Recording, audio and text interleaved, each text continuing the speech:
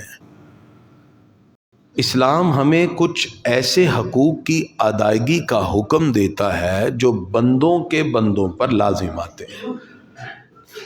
حضور اکرم صلی اللہ تعالی علیہ وسلم اعلان نبوت سے پہلے ہی اتنے اعلیٰ اخلاق سے وابستہ تھے کہ آپ مخلوق خدا سے ایسی شفقت اور محبت فرماتے کہ اغیار آپ کے اس حسن کردار سے متاثر ہو کر آپ کی طرف کھنچے آتے، حالانکہ ابھی آپ نے اعلان نبوت نہیں فرمایا تھا۔ جس وقت پہلی وحی نازل ہوئی تو حضور اکرم صلی اللہ علیہ وسلم پر کپ کپاہٹ طاری ہو گئی۔ ایک جسمانی حوالے سے جب اتنی وہ وحی کہ اگر پہاڑوں پر اترے تو پہاڑ بھی ریزہ ریزہ ہو جائیں، ہمارے آقا کے قلب اقدس پہ نازل ہوئی۔ نبی کریم صلی اللہ علیہ وسلم گھر تشریف لائے تو حضرت سیدہ خدیجۃ الکبریٰ رضی اللہ تعالیٰ عنہ آپ کو تسلی دیتے ہوئے آپ کی انہی صفات کا ذکر کرتی ہیں کہ آپ تو صلہ رحمی کرتے ہیں، آپ تو کمزوروں، یتیموں، غریبوں کا بوجھ اٹھاتے ہیں، آپ تو ناداروں کے لیے کماتے ہیں، مہمان نواز ہیں، راہ حق میں پیش آنے والی مشکلات میں مدد کرتے ہیں۔ یہ ساری کی ساری چیزیں حقوق العباد میں سے تھیں۔ جس وقت حضور صلی اللہ علیہ وسلم سال بعد معراج کی رات اللہ نے نماز کا تحفہ عطا فرمایا۔ 10 سال جو گزرے اس میں اسلام کسے کہتے تھے؟ لوگوں سے اچھے اخلاق سے پیش آنا۔ یہی حقوق العباد ہی اسلام کا نام تھے۔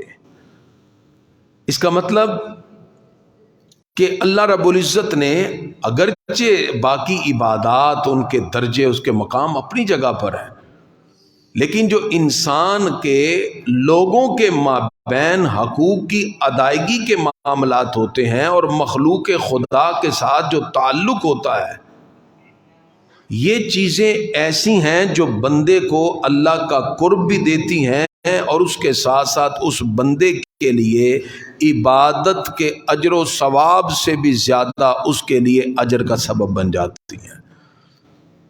اس لیے حقوق العباد یہ وہ عمل ہے جو انسان کو بندوں کے ساتھ اچھی طرح تعلق جوڑنے کی وجہ سے اللہ رب العزت کی بارگاہ کا قرب فراہم کر دیتا ہے۔ قرآن مجید فرقان حمید میں تفصیل کے ساتھ حقوق العباد کا ذکر ہوا، اور غریبوں سے محبت کرنا، ناداروں کے ساتھ محبت کرنا، والدین کے حقوق ادا کرنا، زوجین کے حقوق ادا کرنا، اولاد کے حقوق ادا کرنا، ہمسایوں کے حقوق ادا کرنا، رشتہ داروں کے حقوق ادا کرنا، اساتذہ کے حقوق ادا کرنا۔ اسلام نے تو دشمنوں کے بھی حقوق ادا کرنے کا حکم دیا ہے۔ ہم اس دین کو مانتے ہیں، اور کیسا عجیب معاملہ ہے، ہم اس حقوق سے صرف نظر کر جاتے ہیں۔ حضور اکرم صلی اللہ علیہ وسلم نے صحابہ سے کہا، میں تمہیں ایسا عمل بتاؤں جس کا وزن قیامت میں سب سے زیادہ ہوگا نام اعمال میں؟ صحابہ نے تعجب سے کہا، ہاں، کون سی نیکی کا عمل ہے جو سب سے زیادہ ہوگا؟ سرکار فرماتے ہیں، حسن اخلاق کا عمل قیامت کے دن تمہارے نام اعمال میں سب سے زیادہ ہوگا، سب سے وزنی عمل یہ ہوگا۔ تو گرامی قدرات، اب یوں تو حقوق العباد کی ایک طویل فہرست ہے۔ آج جو ہم نے موضوع کا انتخاب کیا ہے وہ اولاد کے حقوق ہیں۔ اولاد کے حقوق اسلام نے بڑی تفصیل کے ساتھ بیان کیے۔ اسلام سے قبل اولاد کے حقوق کے بارے میں کوئی بھی فائنل ڈیسیژن نہیں تھا۔ لوگوں کے ذہنوں میں اپنی اولاد کے بارے میں کوئی تصور ہی نہیں تھا کہ ہم نے ان کو بھی حقوق دینے ہیں۔ وہ ایسا جاہلیت کا معاشرہ تھا، حقوق دینا تو دوسری بات، ایک باپ اپنی بیٹی کے پیدا ہونے کے بعد زندہ بیٹی اٹھا کر اس کو زمین میں جا کے دبا دیتا۔ وہاں حقوق کی کہاں بات ہوگی جہاں ایک باپ اپنے ہاتھ سے اپنی بیٹی کو زندہ زمین میں دبا رہا ہے۔ تو دین اسلام نے جہاں بہت سے حقوق بتائے وہاں اولاد کے حقوق بھی بتائے. اور میں سمجھتا ہوں کہ آج معاشرے کے اندر جہاں بہت سی خرابیاں لازم آئیں وہاں اولاد کے حقوق سے جب صرف نظر کیا گیا تو یہ اولاد پھر والدین کو بڑھاپے میں سکھ نہیں دیتی، اس لیے کہ جس وقت ان کی تربیت کا وقت ہوتا ہے اس وقت ان کی تربیت نہیں کی جاتی، جس کا نقصان لامحالہ طور پہ والدین کو اٹھانا پڑتا ہے. اس لیے آج ہم نے اولاد کے حقوق اس موضوع کا انتخاب کیا. اولاد کے حق میں سب سے پہلا حق یہ ہے کہ اس کو جینے کا حق دیا جائے، بے جا اسے قتل نہ کیا جائے. جیسے جاہلیت میں جا کے بیٹیوں کو زندہ دبا دیتے، قتل کرنا عام تھا. تو اولاد کو جینے کا حق دیا جائے. اس میں فلسفی کیا ہے؟ لوگ کہتے ہیں جی اگر ہم اولاد کو قتل کرتے ہیں اس دور میں تو اس لیے کہ ہم ان کو کھلائے کہاں سے، پلائے کہاں سے. اللہ نے اس کا رد کرتے ہوئے فرمایا جو رب تمہیں رزق دیتا ہے وہ انہیں بھی رزق دے دے گا. اس لیے فرمایا کہ اپنی اولاد کو قتل نہ کرو، لا تقتلوا اولادکم خشیت من خشیت املاق، یعنی کہ مفلسی کے ڈر سے کہ ہم کہاں سے کھلائیں گے. اللہ فرماتا ہے تم اس کی وجہ سے قتل نہ کرو، کیونکہ تم جو رزق کی بات کرتے ہو اللہ فرماتا ہے وہ ہمارے ذمہ ہے. تو سب سے پہلے تو اولاد کو جینے کا حق اسلام نے دیا. اس کے بعد اولاد کا اچھا نام رکھا جائے، ان کا عقیقہ کیا جائے. حضور اکرم صلی اللہ علیہ وسلم جب تشریف لائے حضرت امام حسن کی ولادت ہوئی، پوچھا حضرت علی سے کیا نام رکھنا ہے؟ کہا جی ان کا نام میں نے سوچا شبر رکھوں. فرمایا نہیں، ان کا نام حسن رکھو. جب حضرت امام حسین کی ولادت ہوئی تو پھر آئے اب کیا نام رکھنا ہے؟ کہا جی شبیر کا ارادہ ہے. فرمایا نہیں، ان کا نام حسین رکھو. اعلیٰ نام حضور اکرم صلی اللہ علیہ وسلم نے تجویز فرمائے، ان کا عقیقہ کیا. یہ اولاد کے حق میں شامل ہے. یہ ایک اسلامک ویکسینیشن ہوتی ہے جس سے اولاد بہت سی تکلیفوں سے مصیبتوں سے محفوظ ہو جاتی ہے جب ان کا عقیقہ کر دیا جاتا ہے. آج ہمارے معاشرے میں بچوں کی برتھ ڈے کے اوپر ہم 2-2 لاکھ لگا دیتے ہیں، کثیر پیسے برتھ ڈے پہ لگاتے ہیں، حالانکہ یہی پیسہ آپ کوئی جانور لا کے اللہ کی راہ میں ذبح کر کے عقیقہ کریں، اللہ تعالیٰ آنے والی مصیبتوں کو بھی دور کر دیں. اولاد کا یہ حق ہے، ان کی برتھ ڈے منانا کوئی حق نہیں ہے، اصل حق یہ ہے. تو اس کی طرف بھی کوشش کی جائے. اولاد کے حقوق میں پھر ان کی پرورش ہے. اولاد کا حق ہے رضاعت. آج کیا ہے کہ جب ہم نے بچوں کو اپنے سے دور کر دیا تو بچے ماں باپ کی روایات نہیں سیکھ رہے.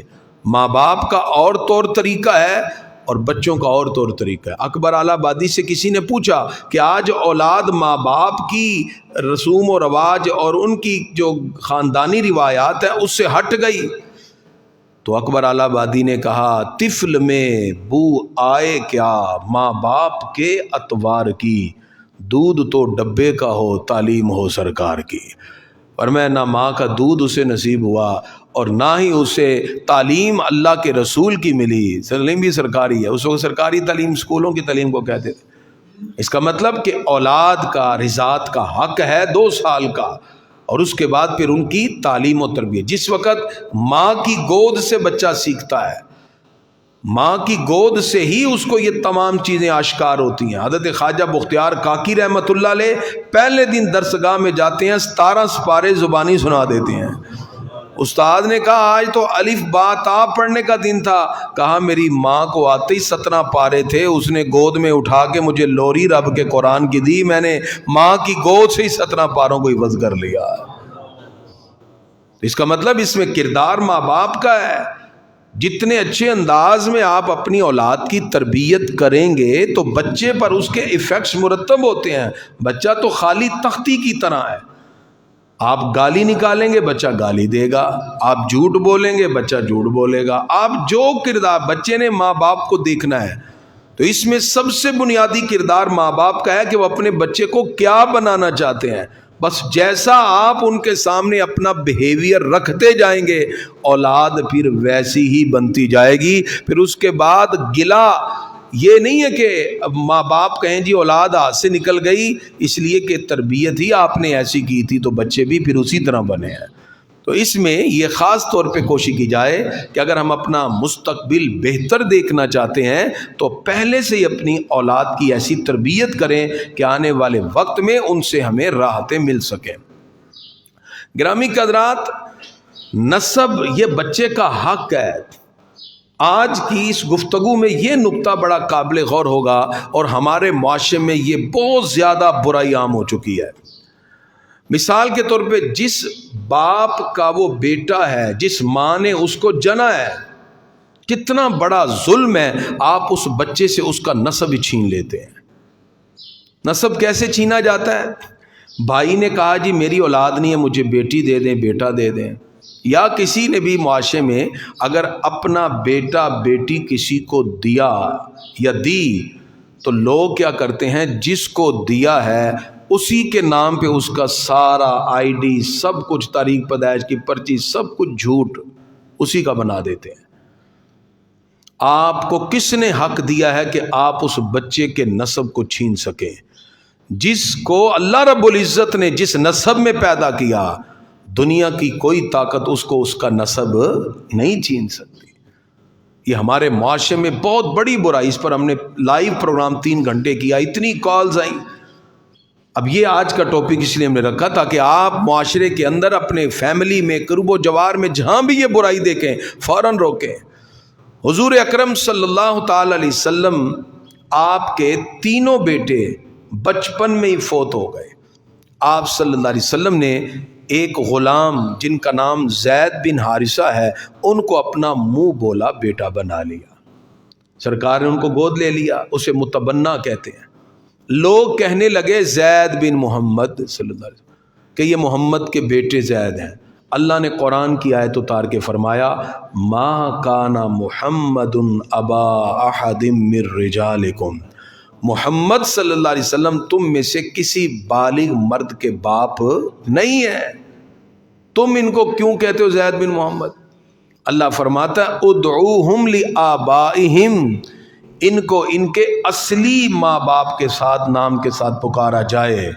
لہذا پھر لوگوں نے زید بن حارثہ ہی کہا، کسی نے زید بن محمد نہیں کہا۔ اگرچہ اس دور میں اس کی آئیڈینٹی بنانے کے لیے کوئی کاغذ وغیرہ کروا نہیں، زبان سے لوگ نسب بولتے تھے۔ اب یہ نسب چونکہ چینج کیا جا رہا تھا، اللہ کا قرآن آ گیا۔ اس کی تفصیلات آپ نے پڑھنی ہو تو 22واں پارہ سورہ احزاب کے اندر اس کی ڈیٹیل موجود ہے۔ اب قرآن مجید کا فیصلہ، اللہ کا حکم یہ ہے کہ اولاد کا نسب تبدیل نہیں کرنا۔ اب لوگ کیا کرتے ہیں، بیٹا بیٹی گود میں لیا اور اس کے ساری جنم پرچی سے لے کے آئیڈینٹی تمام کی تمام اپنے نام کر لیتے ہیں، جو سری گناہ ہے، کیونکہ آپ نے اس کا نسب ہی چینج کر دیا۔ اب اس کی خرابیاں بہت دور تک لازم آتی ہیں۔ یعنی اگر اس بچے کو پتہ ہی نہیں ہے کہ یہ میں ان کا حقیقی بیٹا ہوں کہ نہیں ہوں، اور آنے والے وقتوں میں، اور یہ ایسا ریئل ہوا ہے کہ انہوں نے بچے کو گود میں لیا اور اس کو پوشیدہ رکھا، ماں باپ کچھ عرصے کے بعد کسی بیماری میں ان کی ڈیتھ ہو گئی، اور اس کی، یعنی وہ تو کسی اور کی گود میں گیا ہوا تھا نا، اس کی جو سگی بہن تھی اس کو تو پتہ ہی نہیں تھا کہ یہ میرا بھائی ہے، ان دونوں کی آپس میں شادی ہو گئی۔ ریئل میں ایسا ہوا ہے ہمارے پاس ہی، وہ تو بعد میں کوئی خاندان کے کوئی دور تھے، انہوں نے کسی طرح ان تک یہ بات پہنچی ہوئی تھی، پتہ چلا کہ یہ تو دونوں بہن بھائی تھے اور دونوں کی شادی کر دی انہوں نے۔ اللہ اس کے رسول کی مخالفت تو یہ لازم آتا ہے۔ اس کے بعد پھر نسب کا معاملہ ہوتا ہے، وراثت کا حق وہ بچہ اپنے حقیقی باپ کی رکھتا ہے، جس نے گود میں لیا ہے وہ اس کو جو دے گا وہ ہبہ اور تحفہ ہے۔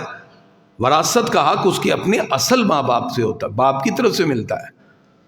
اور تیسرا، اب ایک بچی کو آپ نے گود میں لے لیا، وہ بچی بالفرض، میں اگزامپل دیتا ہوں، ہندا اس کا نام ہے، اس کے والد کا اصل نام اکرم ہے، وہ ہندا بنت اکرم ہے۔ اب جس وقت آپ نے اس کا آئیڈینٹی میں ہر جگہ نام یہ لکھا، نکاح کے وقت، جس وقت نکاح خان نے بچی سے جا کے اجازت لی کہ ہم تیری اجازت سے تیرا نکاح فلاں فلاں لڑکے سے کرنے لگے ہیں، وہ کہتی ٹھیک ہے، اجازت ہے، ایجاب ہو گیا۔ سٹیج پہ آ کے وہ ہندا بنت اکرم کو، یعنی کہ اب لڑکے کو کہتا ہے کہ تیرا نکاح ہندا بنت اصغر کے ساتھ کیا، قبول ہے؟ وہ کہتا ہے قبول ہے، وہ تو ہندا بنت اکرم ہے، وہ تو اصغر ہے ہی نہیں۔ آئیڈینٹی پہ کیا لکھا ہوا ہم نے؟ ہندا بنت اصغر، اصغر تو اس کا باپ ہی نہیں ہے، اس کا باپ کون ہے؟ اکرم۔ مجھے بتائیے نکاح کس کے ساتھ کر رہے ہیں آپ؟ جس کے ساتھ نکاح کر رہے ہیں وہ بچی ہے ہی نہیں۔ آپ تو کہہ رہے ہیں ہندا بنت اصغر سے تیرا نکاح ہوا، حالانکہ وہ تو ہندا بنت اکرم ہے۔ اس کی خرابی اتنی دور تک لازم آتی ہے۔ ہمارے ایک دوست ہیں، انہوں نے مجھے فون کر کے پوچھا، کیونکہ ان کے سارے آئی ڈیز پہ بنے ہوئے تھے، میں نے کہا سارے کینسل کرائیں، ڈگریاں انہوں نے پھر دوبارہ کینسل کروائیں۔ شریعت کی مخالفت سے پھر اس کی بہت سی برائیاں لازم آتی ہیں۔ تو خدا را معاشرے کے اندر ان چیزوں کو ذہن میں رکھیے۔ پھر جس نے گود لیا ہے، ایک لڑکا گود لیا کسی نے، تو وہ اس کی حقیقی ماں نہیں ہے۔ وہ بچہ جب بالغ ہو جائے گا تو اس کے لیے وہ عورت غیر محرم ہوتی ہے، کیونکہ وہ تو صرف گود لیا ہوا بچہ ہے، وہ تو منہ سے صرف کہہ رہے ہیں۔ اگر وہ بھتیجا وغیرہ نہیں ہے، بھتیجا وغیرہ ظاہری بات پھر تو محرم میں آتا۔ اگر ویسے ہی ایک بچہ گود میں معاشرے میں، محلے میں یا کسی بھی ہاسپٹل سے جا کے گود لے لیا، تو اس صورت کے اندر وہ عورت اس کی محرم نہیں بنے گی، غیر محرم ہے۔ وہ لڑکے کے ساتھ عمرے پہ یا حج پہ نہیں جا سکتی، کیونکہ شرعی محرم کا ہونا ضروری ہوتا ہے، اور اس کے علاوہ اور بھی قباحتیں لازم آتی ہیں۔ تو گرامی حضرات، یہ بھی اولاد کا حق ہے کہ خدا را ان کا نسب ان سے نہ چھینیے، ان کی آئیڈینٹی ان سے نہ چھینیے۔ اور اسی طرح اولاد کے حقوق میں اور والدین کے فرائض میں یہ شامل ہے کہ ان کی تعلیم و تربیت کا مناسب اہتمام کیا جائے، ان کا نان و نفقہ جو بنیادی ضروریات ہے اس کی فراہمی والدین کا جو ہے یہ فرض ہے اور اولاد کا حق ہے۔ اور اسی طرح جب وہ بلوغت کو پہنچے تو مناسب رشتہ ڈھونڈ کر ان کا نکاح کر دیا جائے، یہ بھی والدین کا فرض ہوتا ہے اور اولاد کا حق ہوتا ہے۔ اور پھر وراثت سے معروم نہ کیا جائے۔ آج ہمارے اگرچہ ملک میں یہ قانون ہے کہ بچے کو وراثت سے معروم کر دیا جاتا ہے کہ جی ہم نے اس کو بے دخل کر دیا اور کسی نہ کسی وجوہات پہ، لیکن شریعت اسے نہیں مانتی۔ جس کا بیٹا ہے یا بیٹی ہے، آپ لاکھ کہہ دیں تو وہ پھر بھی اولاد اسی کی ہے اور اس کو وراثت میں حق ملے گا۔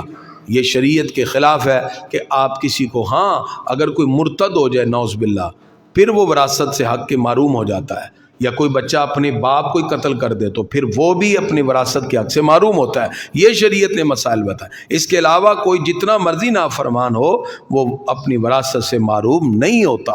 شریعت مطہرہ کے اصولوں کے مطابق ہمیں چاہیے ہم اولاد کو ان کا حق دیں، وگرنہ یہ خرابیاں بہت دور تک لازم آتی ہیں۔ سب سے بڑھ کر اللہ اس کے رسول کی ناراضگی ہے۔ یہاں ایک بندہ تھا، میں نے ان کو سمجھایا، میں کہا یہ مسئلہ ہے، یہ دیکھیں قرآن کی آیت ہے۔ کہتے کریمی صاحب ہم دونوں راضی ہیں، یعنی انہوں نے چچا تھا وہ، اس نے اپنے بھتیجے کو گود میں لیا۔ میں نے کہا آپ دونوں تو راضی ہو، اللہ اس کا رسول تو راضی نہیں ہے نا، آپ کے راضی ہونے سے کیا ہوتا ہے؟ یعنی ہمارے ہاں یہ بھی ایک ذہن میں پائی جاتی بات کہ جب ہم آپس میں کسی بھی بات پہ راضی ہو جائیں گے تو وہ شریعت بھی راضی ہو جائے گی۔ شریعت نہیں ایسے راضی ہوتی، شریعت کے اصول اپنی جگہ قائم ہیں، اس لیے ہمیں شریعت کے اصولوں کے مطابق زندگی گزارنی چاہیے۔ دعا ہے اللہ کی بارگاہ میں ہم سب اگر اپنی اولادوں سے سکھ چاہتے ہیں، پروردگار ہمیں ان کے حقوق دینے کی توفیق دے۔ کوئی سوال ہے تو پوچھیے جی۔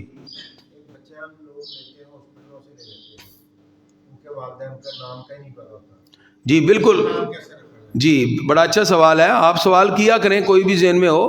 اگر کوئی بچہ ایسا ہے جس کی آئیڈینٹی پتہ ہی نہیں ہے، جیسے عموماً ہوتا ہے، یہاں تو کم ہے، یہاں لاہور میں کراچی میں انہوں نے پنگوڑے بنا دیے، عیدی سینٹر نے بچے آ کے اس میں ڈال کے چلے جاتے تھے۔ اچھا ایسا بچہ جس کی آئیڈینٹی نہیں ہے، یہ نہیں پتہ کہ کون ہے، تو آدم تو سب کے باپ ہیں کہ نہیں ہے، تو ہم پھر ان کا نام آدم کے ساتھ لکھیں گے، ٹھیک ہے؟ اس بچے کا نام مثال کے طور پہ ہم نے ناصر رکھا تو ناصر ولد آدم، یا فقہا نے کہا ہے کہ اس کا نام عبداللہ، اللہ کا بندہ، کسی اللہ کے بندے کا وہ ہے، تو ہم یوں بھی کہہ سکتے ہیں ناصر ولد عبداللہ، یہ ناصر اللہ کے کسی بندے کا بیٹا ہے۔ تو ظاہری بات ہے کوئی فرشتہ تو ہے ہی نہیں کہ اوپر سے آیا ہے، تو انسان ہے نا، تو انسان ہے تو کسی اللہ کے بندے کا۔ اپنا نام پھر بھی نہیں دے سکتے، تاکہ یہ کلیئر ہو جائے کہ یہ بچہ جو ہے یا آپ اس کا نام آدم سے ناصر ولد آدم یا ناصر ولد عبداللہ یہ لکھ کے آپ اس کی آئیڈینٹی بنائیں گے. اپنے نام کے ساتھ پھر بھی نہیں بنا سکتے کیونکہ آپ کا نسب اس کے ساتھ ثابت نہیں ہے اور نہ ہی اس کا نسب آپ کے ساتھ ثابت ہوگا. اور کوئی سوال ہو تو دعا ہے رب قدوس کی بارگاہ میں اللہ تعالی ہمیں شریعت کے احکام کے مطابق زندگی گزارنے کی توفیق عطا فرمائے.